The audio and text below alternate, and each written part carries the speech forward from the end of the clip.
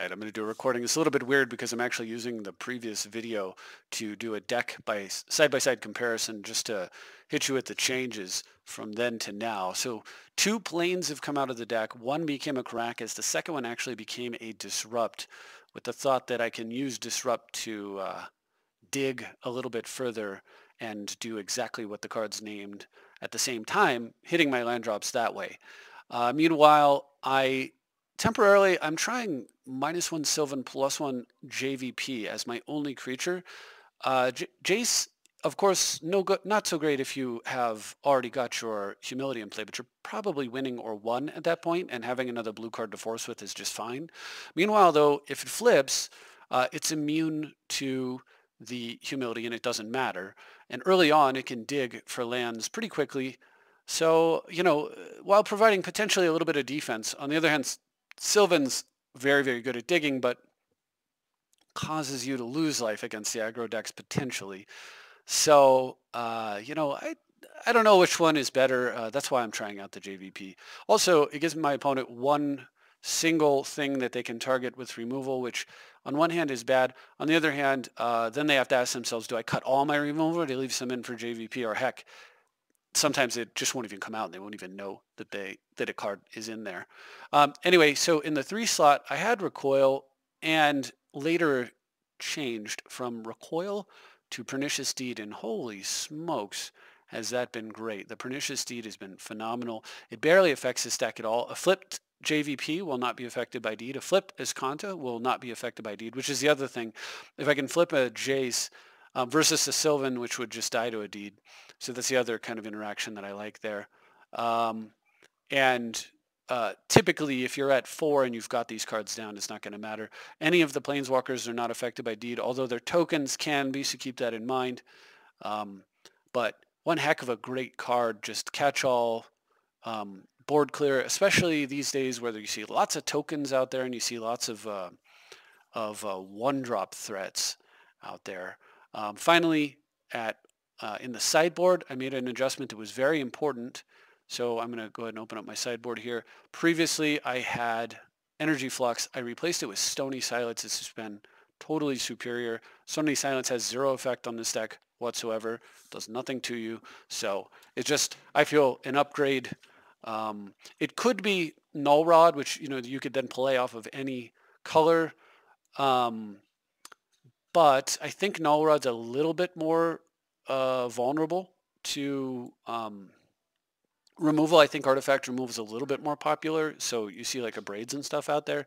So I think Stony Silence is probably the better choice, and that's why I went with that. Between Stony Silence and then the Deed as a way of dealing with lots of artifacts like Moxes and stuff, like a Deed on 0, boom, is so bad for them, as is the Stony Silence early.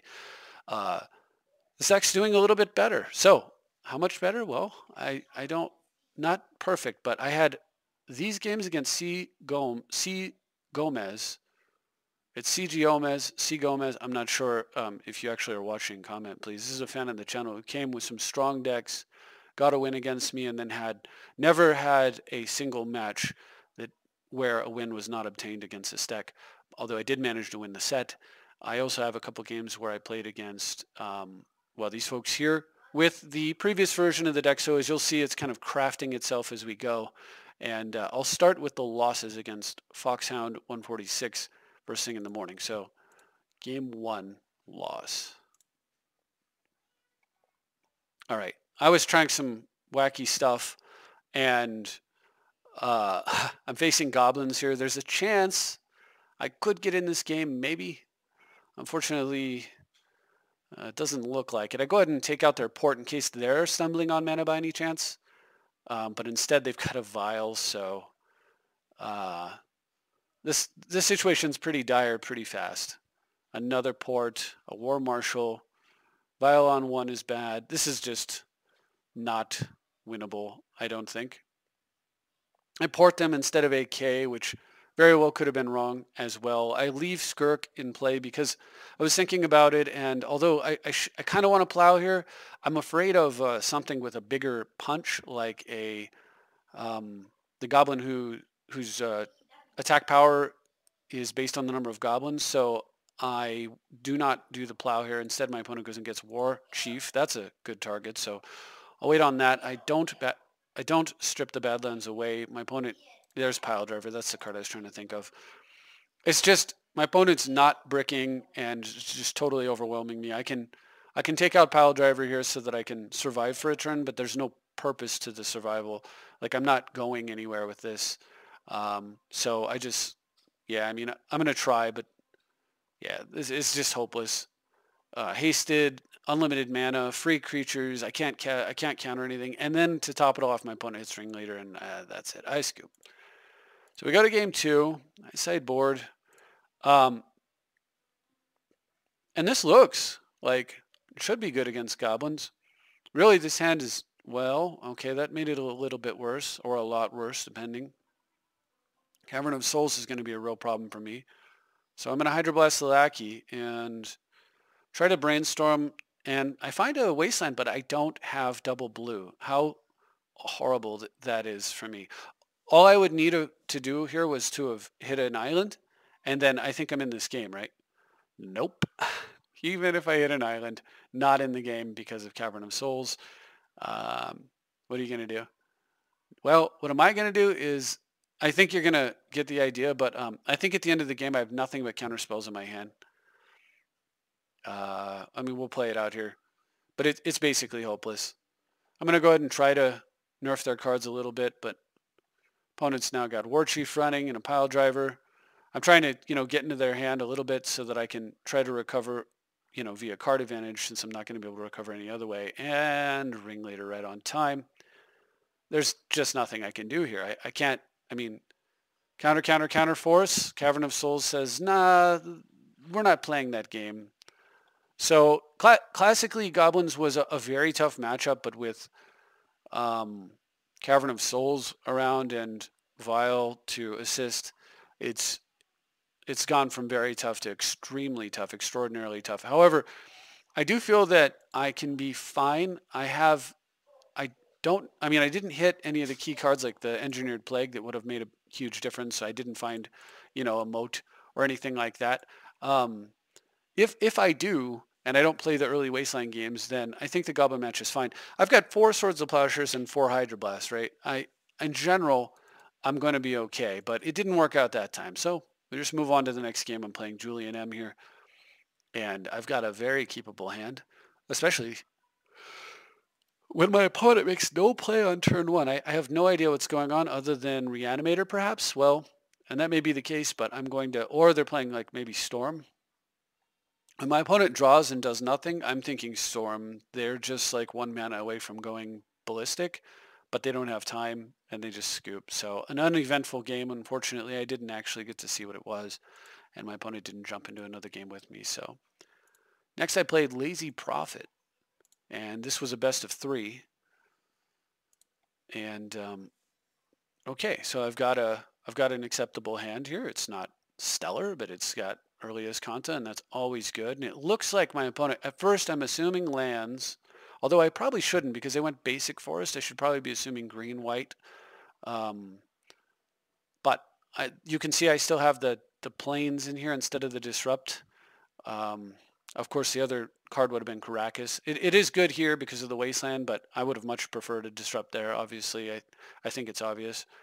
Countering a loam, drawing a card, possibly finding a green source for a blessing. But anyway, my opponent is going to town. I had an impulse in here as well, which is semi-useless. Now I'm hoping I can at least force with it. I'm hoping that my opponent, this I guess became JVP. I'm not sure. I'm hoping that my opponent here was going to not wasteland me and give me a little bit of time, but instead they go for a Knight of the Reliquary. I wasteland them in response and then carry on. So I'm digging for a plow. Still not finding it. I'm also looking for a red source and not finding that. So my opponent recurs loam, smashes for 9. This game's over very soon. I'm going to go ahead and forbid. Now, I make a huge error here. So the correct thing for me to do was to forbid with buyback and discard Gaia's Blessing and any other card. If I do that, well, perhaps not Kaya, but one of the other cards. So most likely, honestly, like I could have pitched, say, Blessing, and let's say, you know, I'm not sure which one of these. Maybe Dak, maybe Force of Will, honestly. But the point is, if I'd have done that, then there would be one more card in the grave. 1, 2, 3, 4, 5. Search could potentially. Oh, I guess Search would not have flipped. Never mind. So I was thinking that that would have worked, but as it turns out, no, it would not have worked. So anyway, I'm still in this game, though. I do have a Duretti, right? So go ahead and do this. I also have Force of Will with Dak. Opponent has a Punishing Fire, so I'm going to force just to try to stay alive, and my opponent's got Cabal Pit there, which, I mean, having my guy die there is the pits, but it didn't actually win the game, so maybe I'm going to go ahead and get rid of his guy to stall, so this way I can get a construct out and then I use Kaya to make it go away. So my opponent actually scoops. So look what's happening. I'm using Kaya to stall so that I can make a guy without having to chump. And now, even if my opponent, when his commander, or I want to say commander, when his creature flashes back in, Duretti can then kill it with the construct, and Kaya can start going hand. And then I think from there I'm in pretty good shape. I mean, I assume my opponent would wasteland my Iskanta and maybe Loam, play a land, waste something else, leave me with about 3 mana. But if they do that, they would have only 2 mana to my 3, and they would have an empty board, well, a dead thing, and 1 less card in hand. Well, I suppose they'd throw away land. But anyway, they'd have an empty board with 2 mana to my 3 lands, double Planeswalker hand. And from there, I mean, I'm going to draw 3 cards next turn. So draw 1, draw for the AK, draw for the Kaya. So pretty good game 1. So game 2, obviously, it's a best of 3, so I will have lost this game. Well, let's see how that happened. So opponent leads off. I will say this: the card that I honestly dislike the most in Legacy right now is a toss-up somewhere between Delver, which I think is just too fast and pretty awful, and Loam, which I just think is too uninteractive and totally ridiculous. I guess somewhere up close to that would probably be something along the lines of what's it called? Cabal Therapy, because every time Cabal Therapy shows up in a deck, it's mainly in Dredge, right? And it's pretty awful there. But anyway, I'll stop talking about that and talk about this, and maybe I'll do a video on Legacy. But what I was talking about just now was kind of like my hunch, and I'm not sure that I know the format well enough necessarily for my hunch to be correct. Anyway, my opponent has got a great start. Their Dark Confidant, unfortunately, is just keeping them fully gassed up. And even though I got to search for Iskanta and AK and then cast my first one and draw 2 off of it, it's still not looking too good here. So I'm going to go ahead and Blessing away their Loam, which might get me in the game, but it's looking pretty bad, especially with that Gaddock Teague set to come down. Okay, so there it is. And Confidant, another Confidant going to be swung in. Oh, excuse me. Doing a lot of damage to me. I do get to flip Iskanta, though. I decide to throw away a Compost here because I'm digging for Plow, and I find it. Holy smokes, that's great. Let's get that Confidant off the board. Perhaps I could have gone Teague here, but I mean, I've got to stop their engine, I was thinking. Unfortunately, a Knight comes down into another Dark Confidant. Yeah, this is getting pretty bad. There's that nasty Sylvan again. If that was Jace right here, so much better. I play the nasty Sylvan. I should have played Kaya, certainly there, but I can't because of Teague. Never mind. I'm pretty much stuck. I'm sunk, right? I can counter. The Sylvan's just not going to do enough. If this were Jace, I might have a chance. They could 2, 4, 5, 6, 7. You know, they can hit me pretty hard. I could counter their play and then maybe flip Jace and plow the Teague, play the Duretti if I drew like a red, or play the Kaya if not. Like, there was a way that I could have gotten that game if that weren't Sylvan and if it were Jace, assuming the Jace lived. So anyway, we move on to game 3. I take a mulligan, so that was just something in the back of my head as I was going through these games. I lead off with the island because I'm worried about Wasteland. shenanigans, even though it would be really nice to be able to go turn one plow if my opponent had a threat. My opponent just goes early mocks, a little strange, and passes. And because I've got Crucible and I don't want to make my lands vulnerable to Wasteland, I decide not to play Search here. Oh, opponent runs out Liliana, the Last Hope. And that gives me a window to go ahead and get the Crucible down if I want it. But with that juicy Mox over there, I'm going to throw down Dak Faden instead. And I am now a mana ahead of my opponent. So when they Wasteland me, they're still behind. We can also use Dak to dig. And although I hate throwing away, I wanted to throw away lands for Crucible. Being able to hit Kaya right then and there was too good not to. So I go ahead and get Kaya down and get in my opponent's hand a little bit. Opponent dumps the rest of their hand for a Mox, which I then steal as well. And when I play Teferi, so the problem that my opponent has here is that I'm going to play Teferi and I'm going to zero Kaya and remove the knight off the board and use Teferi to tuck Liliana. At which point, if my opponent doesn't, my opponent has one turn to top deck Life from the Loam, but pretty much, as far as I can tell, it's the only thing that would really get them even a remote chance of getting in this game. And if they don't find it immediately, then it's over. Opponent just doesn't want to deal with it and scoops. But if that hadn't happened, then after the Knight of the Reliquary flash back in, of course I continue to attack their mana and develop on the board. Probably just pay some life with Kaya and offset it with Dovin and get an impossible board state for my opponent to recover from. So very nice games. I moved on to a game against Chris, triple lot 10 match rather. And I believe this was a pretty interesting one. So I have to double mulligan. Now look, I do have the tech that I was describing earlier in the deck. So I lead off this way. Now I believe I still have Sylvan in here, not Jace, but everything else I think is the same. All right, son. All right. And look at this incredible turn one. Ponder? No. How about Disrupt? And my opponent was using Ponder to find mana. That is huge. That is Time Walk. Total Time Walk right there. So I ice them early, and my opponent misses a land drop again and has no play, which allows me to get Search down. And I have got a ton of tempo on this opponent. They're going to preordain here, and finally they do find their mana, but now I'm in I guess I still had Plains in here. So there is that. But now I'm in such a great shape. And the opponent is way, way behind. I've got a Jam Daytoma in play, plus a Duretti. I was thinking that they might be on, at this point I was thinking they might be on Stoneforge, so the Duretti was looking really good. Instead, my opponent rips both graveyards away, which means Search is not flipping, so they managed to shut it down before it flipped.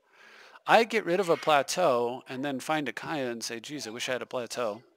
Unfortunately, I'll find land eventually. My opponents, for their turn, they just find Terminus. On my next turn, I do find land, so I'm going to go ahead and create a construct, and immediately I'm going to play that Tundra. I'm going to pass, actually, not Kaya yet, because I'm in a good controlling position. So I forbid no buyback. I probably could have pitched the 2 plows there, but I still wasn't 100% that my opponent wasn't going to be running out Stoneforges. And there's a window to get Kaya down with misdirection backup using Dovin if I needed to. Instead, my opponent's got a counterbalance, and look what I drew off the Kaya, a Pernicious Deed. So I'm going to attack the mana, make some more creatures, run out Dovin, and unfortunately, my opponent yields a back to basics here. So now they're definitely 100% just pure control, but I still have to be very, very cautious about how this game plays out. The goal here, I was hoping maybe my opponent would run out like a disenchant, and then I'd misdirect it. And that would be a beautiful play, but instead, I'm just going to keep attacking my opponent's hand for a bit. And when the time's right, and I deem it to be correct now, I go for Deed. My opponent reveals Force of Will. Thank goodness I went now rather than one turn later. And yes, Pernicious Deed on the board. Unfortunately, Search will die if I sack it for 2. But other than that, it's looking pretty good. So I'm going to keep eating my opponent's hand. play land. I drew a Factor Fiction for the turn, which I didn't tuck, of course. And I'm good here. My opponent, I can go ahead and close graveyards. I will show you exiled. Well, now we can focus on graveyards because end of turn, I clear the board and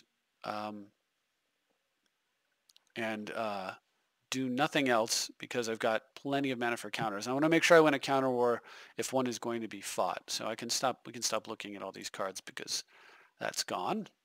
All right, I'm going to Factor Fiction now, and I get offered Brainstorm or 4? Yeah, I'll take 4. What the heck is that?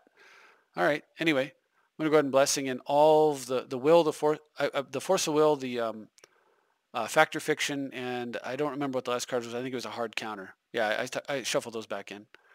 Continuing to eat my opponent's hand, I'm going to AK end step, and I find another AK and a counter. I got a Force of Will last turn. For all I know, that's the same Force of Will and counter. Anyway, opponent goes for a counterbalance, and I'm going to counter spell, and then AK, find a tithe. So I'm tithing here, but I'm planning to Gaia's Blessing, and I Blessing in more AK and counter magic, and find that Factor Fiction I shuffled in earlier. So Factor Fiction end step yields me this pile that doesn't make a lick of sense. I'm going to just draw a million cards now, and yeah, I mean, my deck is infinite, so like, I don't know if their thought was maybe to try to deck me, but it's not going to happen. I have a bad misclick here. Unfortunately, I'm down to 9 cards in library, by the way. I accidentally discard my Ancestral Recall. Because when I clicked the planes, the rest of the cards in my hand slid to the left, which meant that they moved when I reached over to click where the card previously was. All right, so I don't know if you caught that, but so I've been setting up. So I'm thinking, you know, my opponent's trying to down to only 2 cards due to the constant Kaya beatings, but possibly trying to mill me, you know, to deck me. I have 7 cards left, or maybe time me out or something. Anyway, I've been making tokens with the ready. I discarded Crucible earlier, and I intended to ultimate Duretti, but when I drew Humility this turn, I realized that I had created an army, because as soon as I play Humility, the Defender clause on these vanishes, and now I have an army of 5/5s to beat my opponent down with. So, lovely. I go ahead and make the triple Crucible here and continue rather to get cards. At this point, my opponent finally gives up. Again, Sylvan here, I would have much rather had a flippable Jace. I could have flipped it and done some pretty crazy things with it. Now, if you take a look at the deck sizes, my opponent has 32 cards in deck. I have 7. I'm about to draw 2, which would make 5, and if I hadn't misclicked Ancestral, the AK would have drawn me 3, which would make 2 cards left in library, which means I'm at the base of the library, and I could infinite loop Gaia's Blessing and draw whatever it was that I wanted to draw every turn for the rest of the game, which is pretty cool. All right, so game 2, and I managed to get there with a decent amount of time left on the clock. I was able to get to the bottom of my library in 10 minutes, and before my opponent could get to their 30th card, I was already at my 60th. Pretty good stuff. All right, so I've got another early disrupt here, primed and ready to go. Now my opponent, I wasteland them, and they have a response, which is Brainstorm, after thinking about it. And I'm not going to disrupt that because they could just sack their Rainforest. And of course it would prevent the Brainstorm shuffle, but I'm hoping for something a little juicier, and they don't disappoint. Preordained, boom, get disrupted. So gross, and they miss a land here. So that wasteland hurt them pretty bad, as did the disrupt. That allows me to get Search for Escanta down. My opponent is digging with Brainstorm again, manages to find a second land drop, but it's not a fetch, and they don't seem to have Ponder or Preordain. I'm not going to tuck Force of Will. I'm going to hold on to the second search, of course, for Force or Misdirect. Opponent's digging with Brainstorm, but they're semi-Brainstorm locked already. Meanwhile, I'm using Escanta, and I go for a Crucible, but I'm not interested in fighting over a Crucible, so it doesn't land. My opponent then goes for a counterbalance, which I attempt to force with the other Escanta, and then I make a big mistake here. Oop, pause. So it turns out to be fine, but what happened is my opponent plays counterbalance and I Force a Will. they force the force, and then I misdirect their force of will to target my misdirection. Their force of will looks for my misdirection, which is finished resolving, and sees it's in the graveyard, it's not in play, it's an illegal target, and their force of will is countered by my misdirection, by game rules. And then my force of will resolves and their counterbalance is nerfed, is countered. However, what I should have done was misdirected their force of will to target their counterbalance. So it would be targeted by my force and by their force. That way, there's only like a 1 in 10,000 or something chance. But if my opponent were to have allowed my misdirection to resolve and then changed their mind and went, oh, no, you know what? I am going to force this, or daze or whatever. I assume if they had daze, they'd play it, but I am going to force this, right? On second thought, at this point, they could then force my force and still get their counterbalance to stick. And I gave them that up even though, because I didn't misdirect their force at their counterbalance. Now, if I had, and my opponent would have changed their mind at this point, but my misdirection finished resolving, then their force would be targeting their counterbalance, as would mine, and there wouldn't be a way that they could too easily stop that. Now, what are the chances that my opponent both allows my misdirection to resolve, then changes their mind and attempts to counter my push their counterbalance through? Like I said, like 1 in 10,000, 1 in 100,000, who knows? It's trivially small, but it's bigger than 0. And anytime you make a play that results in a lower potential, like there's an old saying that I've used before, if you haven't heard it, a friend of mine coined it, and I agree with it completely. I've been using this saying probably 20 plus years now, and it's basically you give your opponent maximum opportunity to make a mistake. So if I had done that correctly, there is that minuscule chance that I would have been increasing my opponent's potential to make a mistake. It's extraordinarily small, but it's bigger than 0. I should have done it. And of course, in this case, it didn't matter. But I just wanted to point that out there because I think there's a difference between almost very close to perfect play or whatever and perfect play should be the goal. All right, so I'm going to flip his Kanta here. I kept a 4-bid, and then on the next turn I flipped his Kanta. This opponent playing mono blue doesn't seem to have Mishra's Factories, nor did they seem to have Wastelands. I question that pretty heavily, but in this case it's very rewarding for me. Obviously I'm sitting here with a bunch of sideboard cards waiting for fetch land. And I think this was the game where I realized that I needed an additional fetch land. I needed to play with my mana somehow. I needed to fix my mana. But as it turns out, my opponent's just totally missing land drops and just unable to do anything get in this game. And Askanta's just totally sunk them. So they gave up, and rightfully so. All right. And now we've got 3 games against C. Gomez, I believe, is my best guess on how this is pronounced. And I think he's a fan of the channel. So if you're watching CG, I'm just going to call you CG for now. You can let me know if it is C. Gomez or if it's something different. Meanwhile, I believe I was playing this version, and I was just curious to see. I did have an extra, so I do have a 5th fetch. That game I didn't have one. This game, going forward though, I do.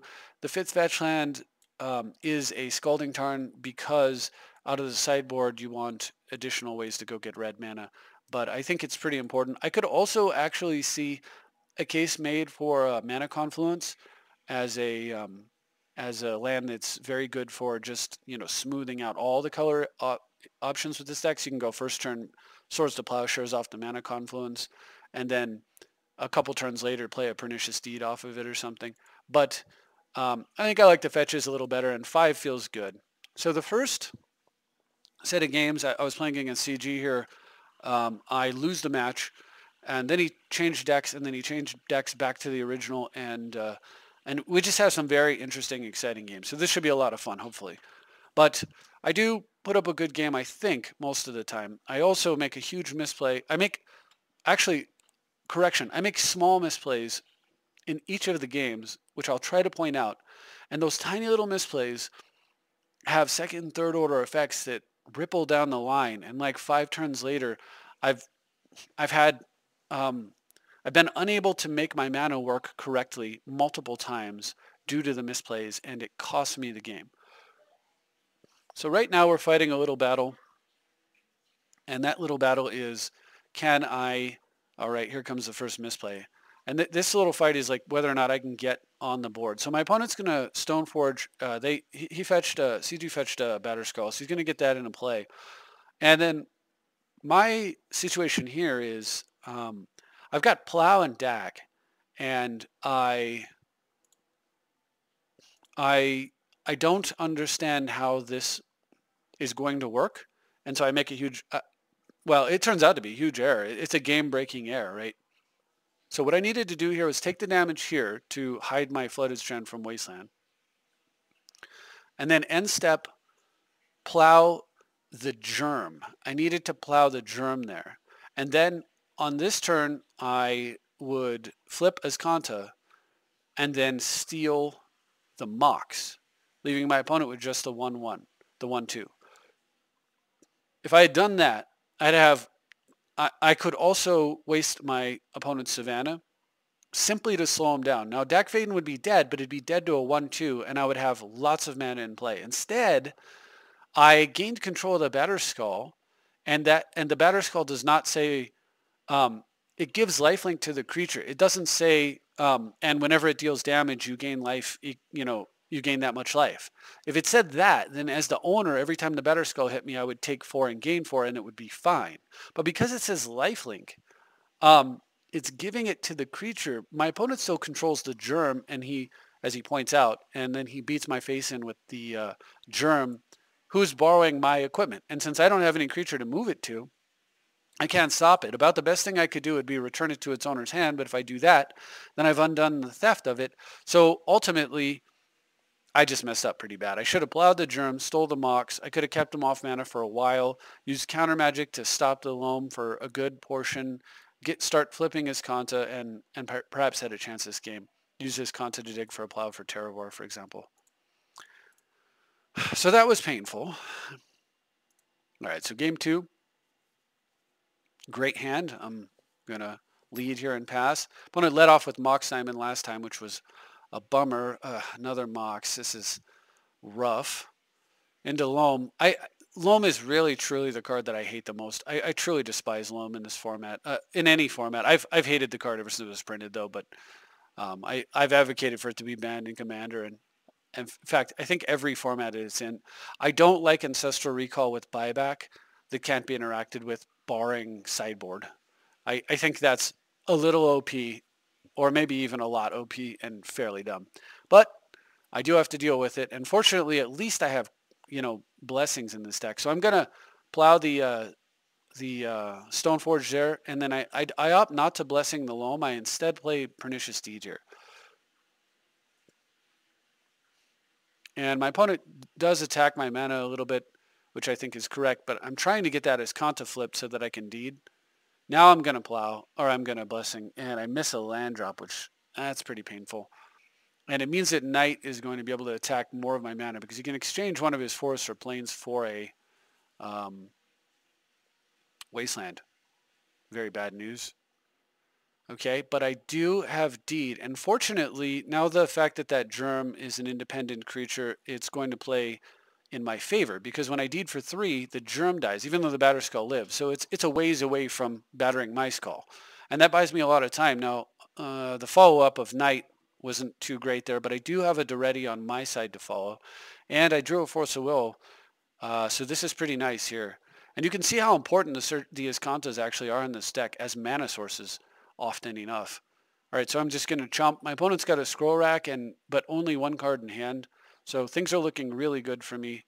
I'm going to AK here, and I find a sideboarded Sony Silence, which used to be Energy Flux. But think about how bad Flux is with like Duretti constructs and stuff.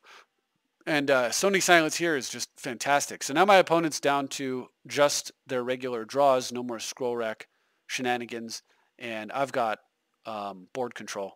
I now have board control with an active Jam Day Tome and plenty of counter magic. Opponent goes for a Council's Judgment. Of course, I'm going to run out a counter there, I think.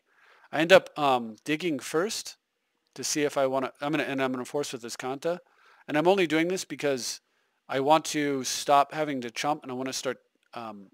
Yes, this play here. I want to actually clone my opponent's batter skull and get triple batter skull and very quickly end the game. Right now, I've got Force of Will with Dovin and Forbid backup, as well as Kanta for when nothing's happening or when I haven't spent too much mana.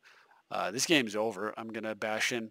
Instead of playing Moat, I correctly realized that the wiser course of action here is just win the game. So if my opponent does make a play like Cataclysm that matters, I'll Forbid with buyback, discarding, most likely would be the play, discarding Moat and Dovin. And then that way on the next turn I can Forbid again, and then I can Forbid again. And at that point, well, it doesn't take that many Forbids to kill your opponent when they're at 24 and you're attacking for 12 each. All right, so we moved to game 3. And my opponent was, CG there was, had a complimentary thing about that conclusion. And I mentioned that it is my opinion that the hallmark of classic control decks, I don't know about modern or whatever, but the old school ones is that you quite often actually kill your opponent with, you use their weapons against them. So like, for example, to give you a little, to dip way back into history. Well, before I do that, here, let's take a look at what's going on. My opponent's going for a Council's Judgment. I'm going to force here with force, super painful. I'm going to pause now. Remember, in the current build, this Sylvan would have been Jace. And if I could have, watched this carefully because this is going to cost me the whole game. So if I could have, which I'm not giving away because I went 1 and 2, right? If I could have Force of Willed with Jace and held the Force of Will and an AK as my last 2 cards in hand, I would have won this game for sure. But I had to force with force right there because I'm not going to force with a draw 2. And I mean, that would just be crazy. And watch how this ends up hurting me quite a bit later, the dead Sylvan in my hand. So opponent goes for Witness here. I am going to have to counter that, or else I'm just making problems on problems. All right, so don't want the Tundra there. I decide I'm going to draw 2 here, and this works out a little bit better. Get a Stony Silence down. So I mean, I appear to be doing okay, but no Force of Will available. Okay, that's fine. I do have Duretti though.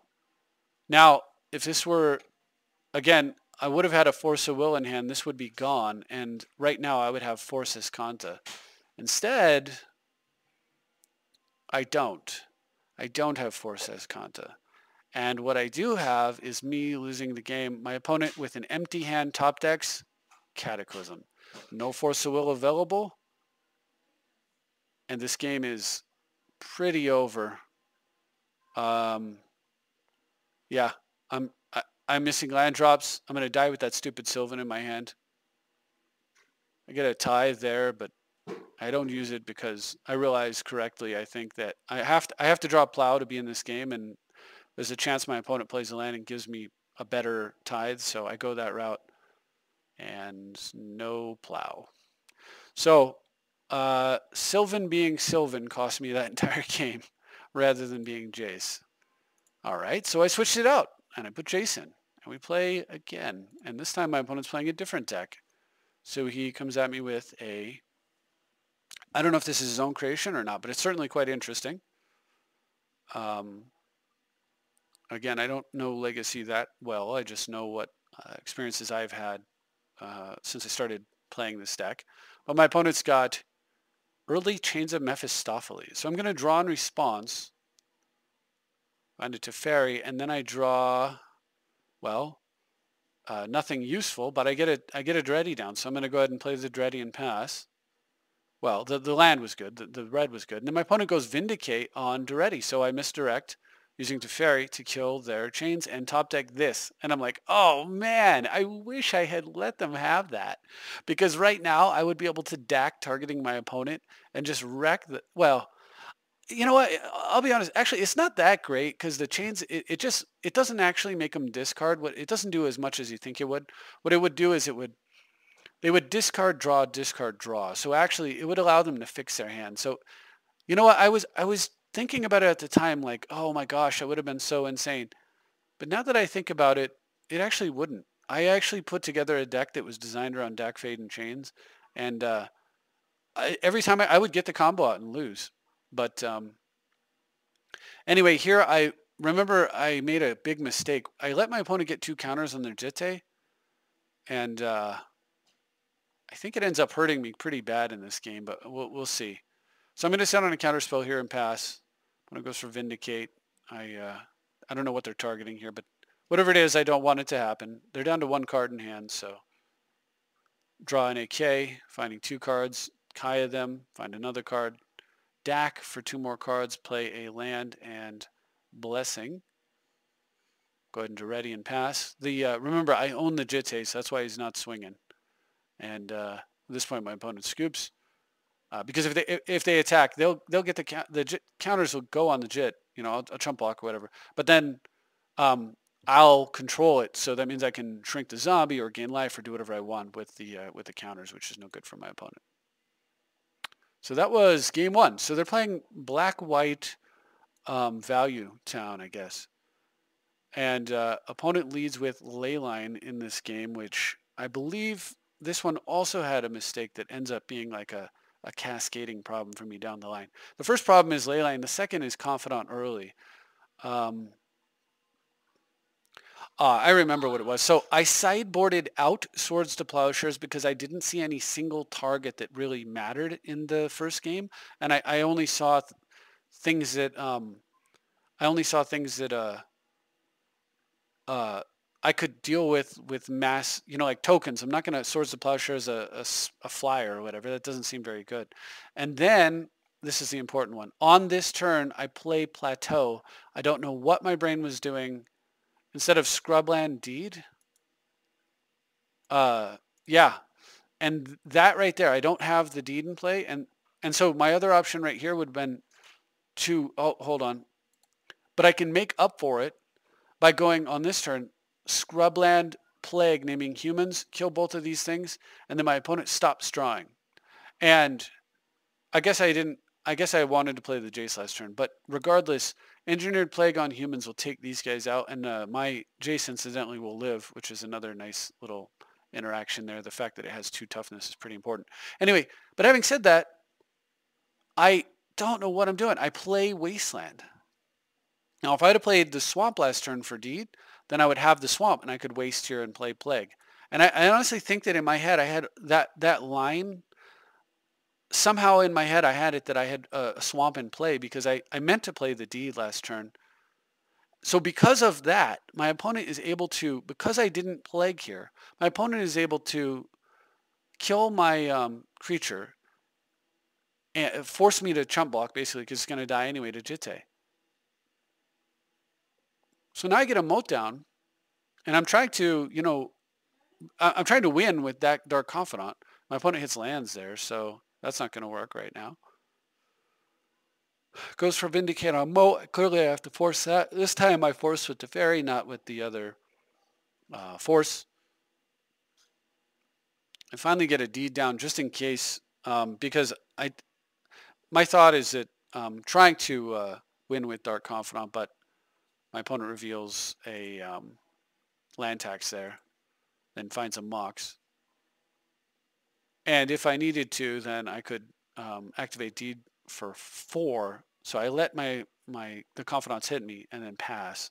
And the reason I want to do Deed on 4 here is because of the Void. So I let my opponent flip.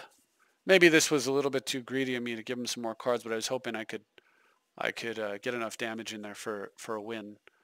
Anyway, my opponent does not try to kill me there, and that lets me Deed for 4. I'm going to lose Escanta, but I finally get a graveyard, which this deck likes to have. And I'm going to pass. Opponent gets a tax down. Goes for Zombie Infestation. Zombie Infestation tax is pretty gnarly, so I don't want to deal with that. I figured tax was the bait spell, although truthfully, tax would have been the better choice for me to hit. They then play out their spirits, which, of course, I have the Engineered Plague, so I'm going to just Plague naming spirits. It would have been a million times better if I'd have said humans earlier. And notice how much harder this game got because I didn't do that. Because I didn't play the Swamp. Like, one mistake, and now my opponent is in tax rack mode and going to outvalue me by leaps and bounds, and there's no coming back from this.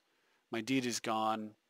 There's just no coming back. So I'm gonna go ahead and scoop, and we move on to game 3. Because fighting that, not only is it a losing battle, but I'm going to end up losing a bunch of time if I keep fighting. So, all right, game 3, I'm going to go ahead and lead with land, and my opponent's got first turn mocks again. Like, I think that's what, every game? Luckily, I do have force there, so I go force, get rid of a counterspell, and throw down JVP. And my opponent's got to vindicate. I guess it's better than my land, but still, ouch. Felt pretty bad there. And then runs out Jitte, but has no other play. So I miss a land drop, though, and my opponent misses a land drop. And we're playing a little cat and mouse of who can top deck better first. I find an Abyss. That is not what I want to see. I want to play Thalia. That's actually good for me, though. I'm happy to see that because I've got Plow. Factor of Fiction. It's like so bad. And then my opponent gets land tax. I'm thinking, would I even play land if I found one? Well, fortunately, I don't have to answer the question yet. I do find a counterspell, which is quite good, and takes out this Containment Priest before. If I let the Containment Priest get down, they'll just equip with Jitte, and then I'm in a bad situation there. Instead, I top deck Forbid, so it looks like I'm playing the land tax game, but actually I'm playing... It's playing in my favor because my opponent's not developing and neither am I, but I don't have a choice, and I'm guessing they do. Find a Disrupt. End up throwing away Deed because I just don't see, like I'm 2 colors off from getting it into play. So I do get a Tithe here and decide I'm going to play a land and I'm going to let my opponent tax. I just didn't want to discard any of these cards. And so now my opponent's going to go for removal there. I'm going to Forbid. And his follow-up is Mox, Land Mox, Lingering Souls, which isn't that threatening except for the Jitte. So, and the fact that I wouldn't mind getting Planeswalkers out. So I just pass. Opponent equips and sends. And I'm looking at their graveyard thinking that playing the Abyss there at first was my initial instincts, but that wouldn't have made too much sense. All right, so I take land and Fire Ice because I don't think that if I take Stony Silence, stack Fade, and it's a little bit too late, the Jitte's already equipped, and I'd love to shut the Moxes down, but it's just, I don't see it happening. My opponent is in Abolish end step, which is interesting. So they lose a Plains on the deal, but I'm able to force it painfully, of course. Opponent's still taxing. Gets in with a Spirit, pumps it for a bit of damage, and I think passes? No. Goes for Leyline of the Void, which is extremely good against me, and then Thought Seizes me and takes the counter spell, I believe, which allows me to disrupt their Lingering Souls. Oh no, they took Jace, which allows me to disrupt their Lingering Souls that they follow up with, which means they don't have an extra creature for the Abyss, and I now get a Leyline of Sanctity down. And the problem my opponent has is that I throw down an emote on top of it just to add insult to injury, but it seems like I don't really have any reason to fake a counter here, and there's no window for me. So I do decide, however, that I'm going to start using Duretti, even though it lets my opponent back into the tax plan, because Duretti, at the very least, will kill a scroll rack if they find one, but it needs a construct in play for that to happen. They get a second Leyline down, which really just ensures no graveyard for me, other than the one I have, at least for a while. So I play Teferi, and I decide I'm going to draw cards rather than try to tuck Leylines and get into that sort of struggle. So I'm drawing cards. Swords of Plowshares is fine. I draw a Misdirection, which I feel very happy about. If I see another Vindicate, that's a way that I could Vindicate a Leyline and then tuck one. But honestly, right now, at least, Leyline is having no impact on me whatsoever because I haven't drawn an AK. I drew a Search there, true, but Search is going to flip anyway because those Leylines didn't come down at the beginning of the game, and it's too late for them to prevent Azcanta from flipping. Opponent plays a Zombie Infestation, which clearly is not a card that I care about. I exile a Scalding Tarn, flip Azcanta, draw a Force of Will. Very nice. off of his Kanta, and then I plus Teferi, which will then get me yet another card and untap his Kanta and allow me to continue to hit my two hits per turn off of the Jam Day Tome basically with Teferi. So I'm going to draw for the turn, draw for his Kanta, activate Teferi and draw from his Kanta again. 4 cards per turn is what I'm seeing. And as a matter of fact, Kai is about to come down and make it 5.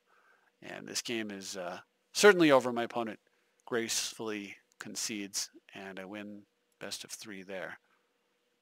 All right, so now I've got, my opponent has, so CJ here, Gomez here. Is it Gomez?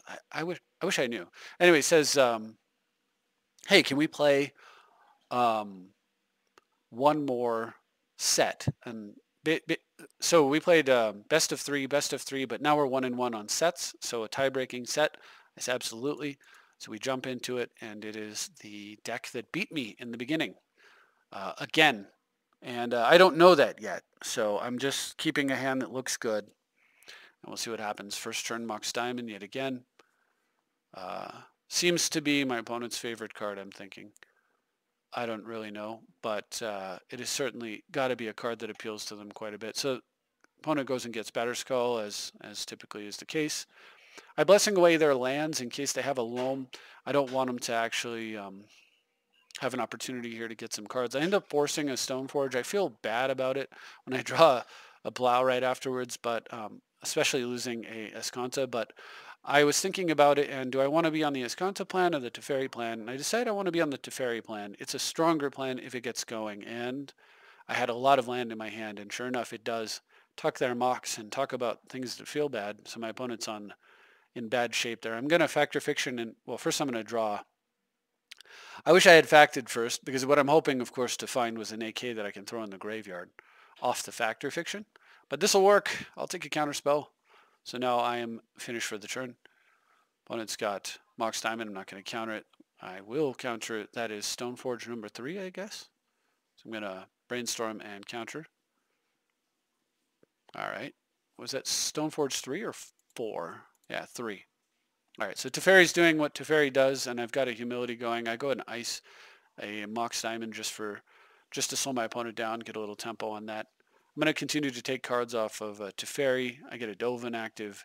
I'm blessing back some counter magic and card drawing. And again, I've got AK ready to go. My opponent does nothing and scoops. Of course, if my opponent does not scoop there, then I will AK. What's really cool is the interaction between Humility and Dovin is that all creatures are 1/1s with no abilities, and this thing spits out 1/1s with no abilities, so as does Duretti, so you end up with pumping out an army for free compared to your opponent's creatures where they've got to presumably spend mana to play them. So it's very advantageous, and I think it was right for my opponent to scoop there. All right, so game 2 does not go so well for me, but it is to be expected against such a stout opposition. My opponent wastelands me right off the bat, but fortunately I do have a Tundra. So you can see Krakus is in here, so this is the full build, I believe, you're looking at. And I'm going to go ahead and get Search down. So the golden, you saw it happen in an earlier game if you were watching. The golden early game is you Escanta away an AK and then cast your first one and draw 2 off of it rather than drawing 1 and then 1. But I miss a land drop here, which is super, super critical. I really needed to hit a land right there. Opponent is going to town with a Stoneforge, and I end up having a pretty awful spot. I've got to play Crucible, but my opponent's got Loam running. I mean, it's just bad news. I'm getting, my teeth kicked in with a Batterskull to follow. I'm going to go ahead and get rid of a Force of Will there. I mean, you're doing really poorly when you're throwing Force of Will away to his Escanta. And if I'd hit a land here, there is some small world where I managed to get back in this game. So if I would have gotten a green source and been able to play a Pernicious Deed here, then yeah, there's a chance I could have got back in it. But rather than play it out, I just scoop and we move on to game 3. It's just missing land drop early, and then with that really good start my opponent had, of course, with the turn 1 Mox, which has been a consistent feature of their decks, I just pack it in. All right, so game 3. And here we are. And my opponent goes first turn Mox Diamond. As always, scroll rack. Okay. So I actually have double counter with an AK if nothing happens. I decide not to play as Kanta here, nor will I play Jace. Opponent's using scroll rack. It's too scary if my opponent runs out of land tax and it sticks. So they're racking away their hand and fetching a land for Loam. And that's a draw 2, which gives them a repeated shuffle and fuel for scroll rack. So I'm actually going to counter that and hope I find a land. I do. So I actually attack their mana and then blessing in a couple lands that don't fetches and the Loam.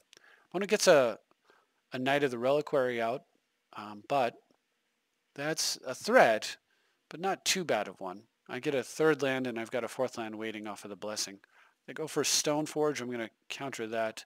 Opponent then fetches using Savannah to get Wasteland and set me back on white mana. So my turn. I'm going to go ahead and get that search down now, which should flip immediately. And unfortunately, my opponent has tax. So they've got tax rack going. Now I do see a Jace there, so I flip as Kanta and play the Jace and immediately bounce the Knight.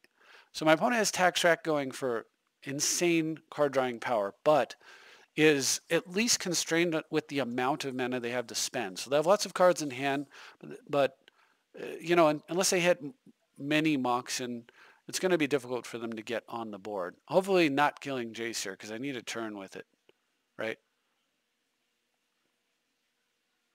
Oh, I hope we're not bugging. This was a great game. I mean, this was the best game of the series, or one of them. Are we bugging out? Oh no. Oh no, we're bugging out. No. Wow, this was such a great game. So,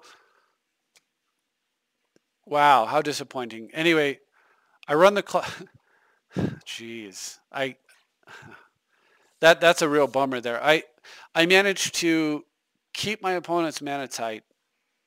I AK into AK. I hit a 2, a 3, and a 4, and spin through my deck. I end up getting to a point where I have countered all of their cards that exile like permanents, and my opponent has I've got my opponent under a stony silence that shut down the Skorak Mox Diamond thing. Eventually, right? They've gone probably drawn like 15 or 20 extra cards at this point, but I eventually shut it down, and then my opponent.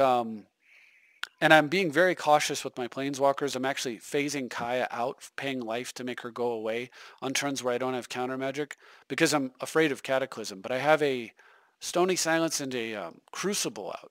And so finally my opponent, I get to where I get multiple Planeswalkers out and I decide that the amount of value I'm going to get out of it is too high. So I use my Planeswalkers to pressure my opponent's permanence, and then on that turn he runs out Cataclysm, killing Kaya. All my Planeswalkers takes me down to just one land, a Stony Silence, and a Crucible. My opponent has one land, a Mox Diamond, and a threat.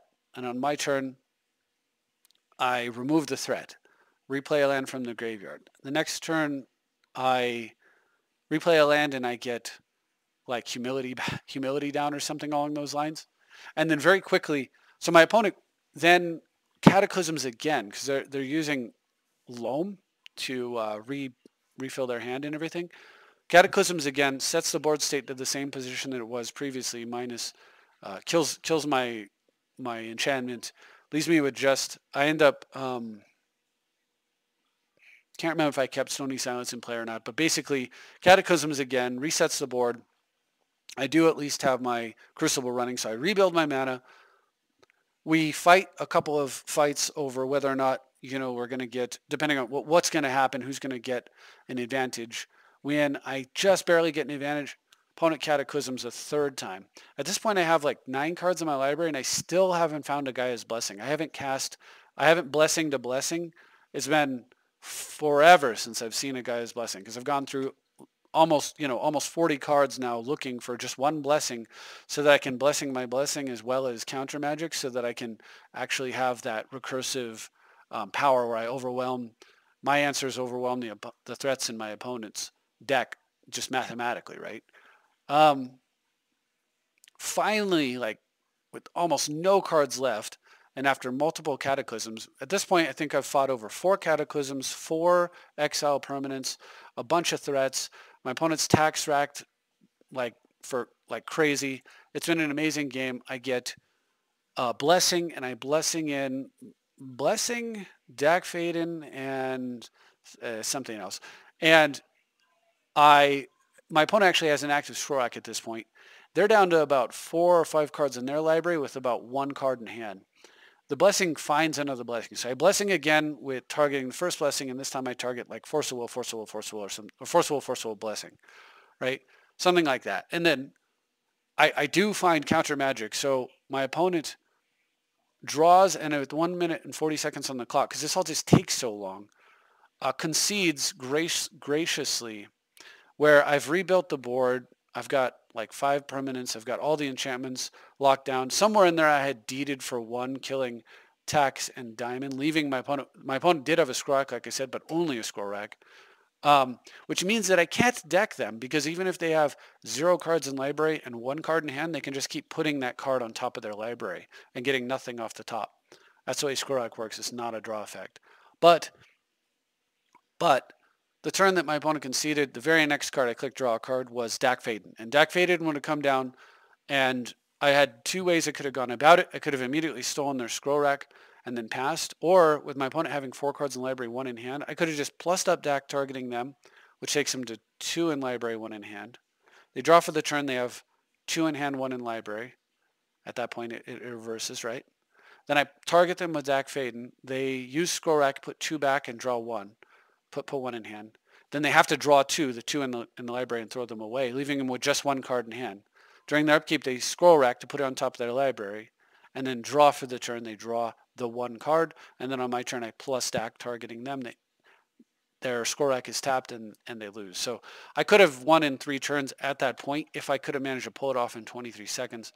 But fortunately, CG here was very cool and just scooped once it was 100% apparent. I mean, I had 6 or 7 cards in hand.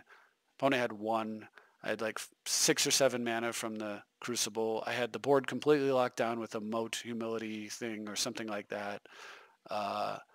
And I had reshuffled Dak Faden in the deck, so they scooped. But it was just an amazing game. Unfortunately, with all the recursion, the replays tend to bug out the most in games like that. And I can't show you, but I showed you as much cool magic as I was able to, with the hope that you enjoyed it as much as I did, or more, because it was a blast. It was a blast to play, and it was really fun to review. And that's it. So please tell me what you think. Thank you very much for watching, and I'll see you next time.